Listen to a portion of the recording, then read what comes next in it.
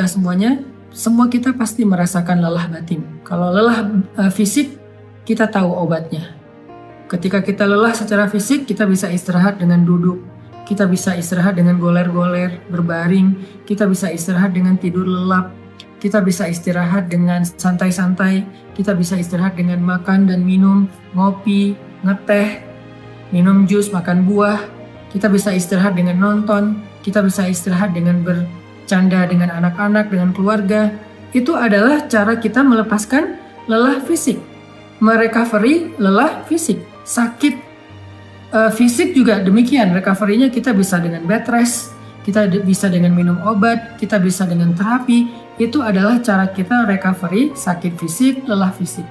Tapi bagaimana kalau kita sedang lelah batin, sakit batinnya, perasaannya yang sakit, hatinya yang sakit, pikirannya yang sakit, jiwanya yang sakit, dalam tanda petik. Gimana cara kita merecovery semua itu? Gimana cara kita ngobatin batin kita yang sedang terganggu? Gimana cara kita ngobatin hati kita yang terluka? Gimana cara kita ngobatin perasaan kita yang tergores? Ternyata bukan dengan entertain.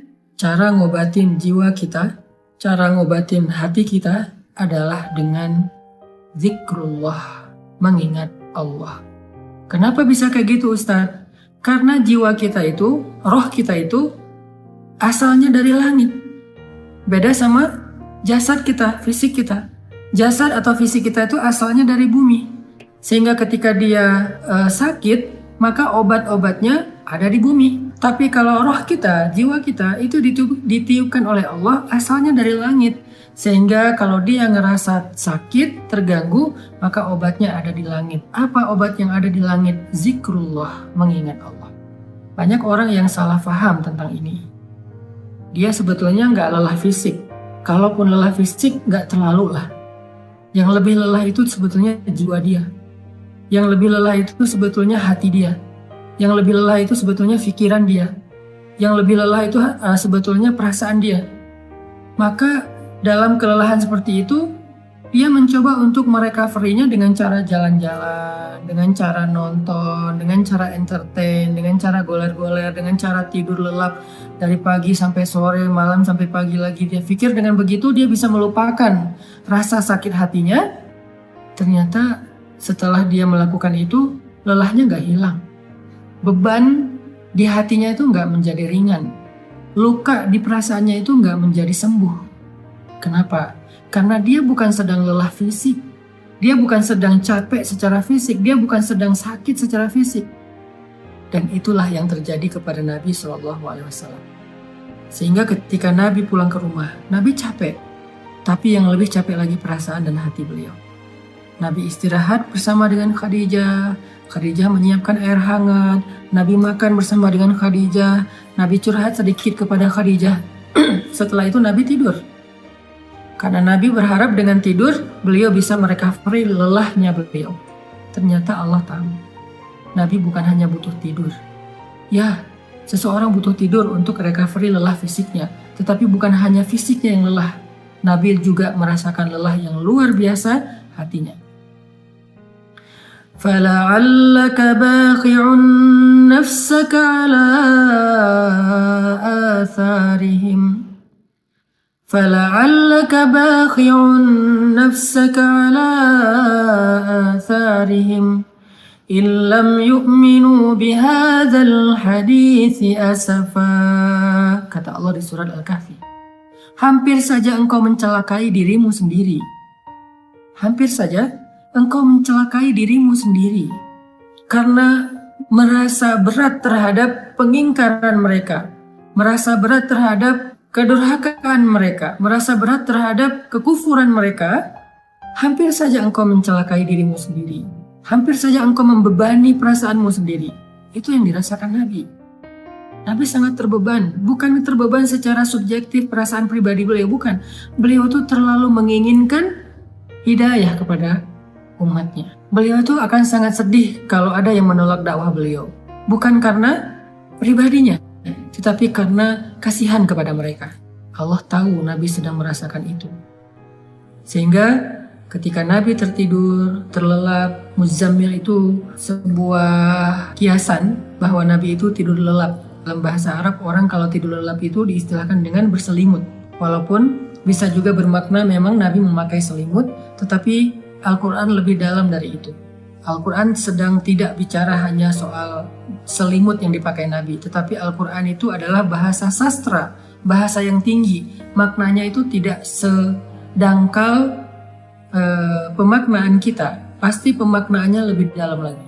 Sehingga kalimat ya ayyuhal muzammil, wahai orang yang berselimut di sini artinya wahai orang yang sedang lelap dalam tidurnya. Wahai orang yang sedang nyaman dengan tidurnya. Kan berselimut itu nyaman, lelap ya.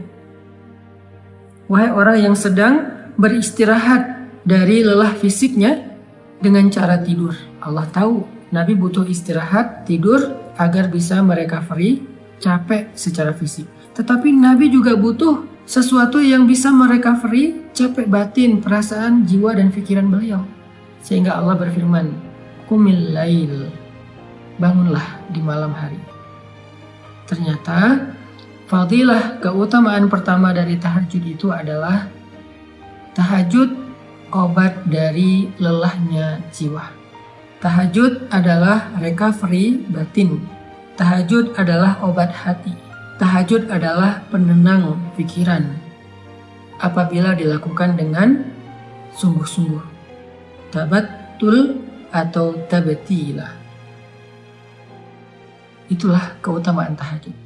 Setelah Nabi beristirahat dengan cara tidur untuk merecovery lelah fisiknya, Allah suruh Nabi juga untuk melakukan sesuatu yang bisa merecovery lelah batinnya. Apa itu? Qumil lail, berdirilah di malam hari. Bangun malam, tahajud. Sehingga buat kita semua yang pernah merasakan lelah batin, atau mungkin sekarang sedang merasakan itu, sedang ngerasa lelah batinnya, sedang ngerasa capek jiwanya, sedang ngerasa sakit hatinya, sedang ngerasa terluka perasaannya, sedang ngerasa galau pikirannya, qumil lail, bangunlah di malam hari, maka Allah Subhanahu wa Ta'ala akan mengobati luka di hati kita, seperti obat yang bisa menyembuhkan luka di fisik kita. Bangunlah di malam hari, maka Allah akan menyembuhkan sakit hati kita, seperti obat yang bisa menyembuhkan sakit fisik kita. Bangunlah di malam hari, maka Allah akan menyembuhkan goresan di perasaan kita, sebagaimana obat bisa menyembuhkan goresan luka di kulit kita. Bangunlah di malam hari, maka Allah Subhanahu wa Ta'ala akan menenangkan pikiran kita, sebagaimana ada jenis obat yang bisa menenangkan kita dari rasa sakit. Bangunlah di malam hari, maka Allah akan melapangkan dada kita, sebagaimana obat bisa menjadikan kenyamanan bagi kita yang sedang merasakan kesakitan. Bangunlah di malam hari, Allah Subhanahu wa Ta'ala akan menyembuhkan penyakit-penyakit amradul qulub, atau perasaan tidak nyaman di jiwa kita. Itu fadilah keutamaan pertama dari tahajud atau tarawih apabila kita melakukannya dengan benar. Jadi sekarang kita jadi tahu recovery yang kita butuhkan itu ada dua. Ada recovery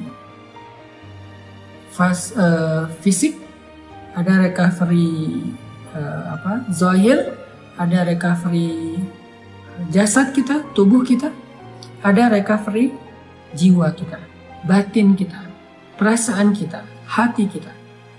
Recovery fisik dengan istirahat, dengan tidur, dengan makan, dengan ngopi, dengan ngeteh, dengan makan buah, dengan minum jus, dengan entertain, dengan nonton, dengan jalan-jalan, dengan bersenda gurau dengan keluarga. Itu adalah recovery fisik. Sedangkan recovery batin, jiwa, perasaan, dan pikiran kita, hati kita dengan zikrullah. Dan zikrullah yang paling baik itu di antara sekian banyak zikrullah adalah qiyamul lail, salat malam. Kenapa? Jawabannya ada di ayat ke-6, inna nasyi'atal lail asyaddu wat'an wa aqwamu qila. Karena malam hari itu lebih menenangkan buat kita dan lebih mudah untuk khusyuk. Itu fadilah pertama dari tahajud atau qiyamul lail atau salat tarawih.